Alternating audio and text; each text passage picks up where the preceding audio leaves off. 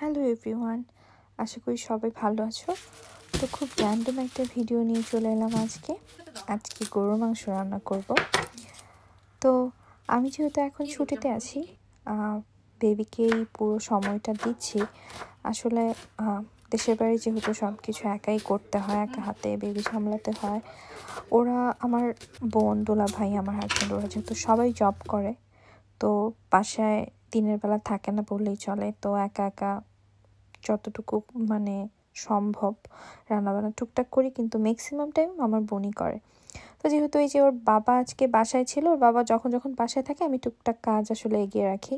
তো সামনে যেহেতু শীতকাল চলে এসেছে, আর এই বছর খুব শীত হবে। যেহেতু আমার বেবি অনেক ছোট, আমি চাই না ওর ঠান্ডা লাগুক। তো এই কারণে আমরা প্ল্যান করেছি যে অনেক বেশি বেশি করে সব খাবার দাবার রান্না করে একবারে ফ্রিজে করে রেখে দেবো। তো ওই কারণেই আসলে আজকে এই যে রান্না বান্না করছি। এই যে প্রথমে পেঁয়াজ দিয়ে নিলাম, তারপরে যে সব মশলা টশলা দিয়ে নিচ্ছিলাম।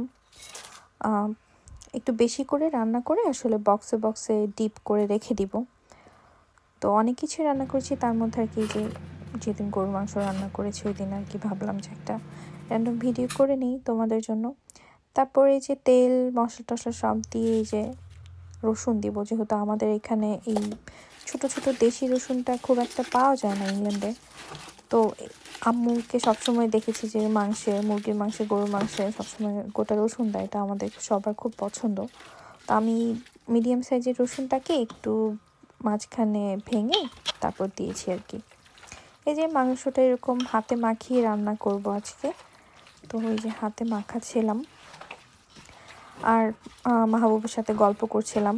ও বসেছিল কিচেনেই, বেবিকে নিয়ে বসেছিল। তো এই মাখিয়ে এই যে তোমাদের দেখাচ্ছি, কালারটা অনেক সুন্দর হয়েছিল। আর এই যে গোটা কিছু মরিচও দিয়ে দিলাম। আর মনে মনে ভাবছিলাম যে একটু চা খাওয়া দরকার, যেহেতু এখন রাত জাগতে হয় বেবির জন্য। তো কেন জানি ইদানিং আরও বেশি চায়ের নেশাটা হয়ে গেছে, মাঝখানে খুব একটা ছিল না। তো এই যে এখানে এরকম দুধ চা বানিয়ে নিচ্ছিলাম। আমি একটু চিনিটা ক্যারামেল করে দুধ চা খাই মাঝে মধ্যে, এভাবে খেয়ে দেখতে পারো, অনেক মজা লাগে। এই যে মাংসটা তারপর একটু নেড়ে চেড়ে দিচ্ছিলাম আর ওর সাথে গল্প করছিলাম, টাইম পাস হয়ে যাচ্ছিল আর কি। না হলে আমার একা একা কেন জানি রান্না করতে একটু বোরিং লাগে। এই যে আমার গুটুস। তো যাই হোক, তারপর এই যে আবার একটু নেড়ে নেড়ে কষা কষা করছিলাম মাংসটা। যেহেতু গরুর মাংস রান্না হতে অনেক সময় লাগে, আসলে অনেক ধৈর্যের ব্যাপার বলা যায়। আর মাংস যেহেতু বেশি ছিল, একটু সময় তো বেশি লাগবেই। আর হ্যাঁ, স্মেলটা অনেক ভালো ছিল আর কি, ভালোই হয়েছিল, খারাপ না। তারপরেই তো আবার গল্প করছিলাম করতে করতে আমার চাও অলমোস্ট হয়ে গিয়েছে। ভাবলাম যে একটু চাটা খাই। আর দেখো এই যে চায়ের কালার সেই ইয়ামি হয়েছিল না, চায়ের কালারটা খেতেও অনেক মজা হয়েছিল। যাই হোক, তো এই বসে বসে আমি চা খাচ্ছিলাম, আর মাহবুব সামনে থেকে আমার সাথে গল্প করছিল আর কি জানি বলছিল, আমি জানি না।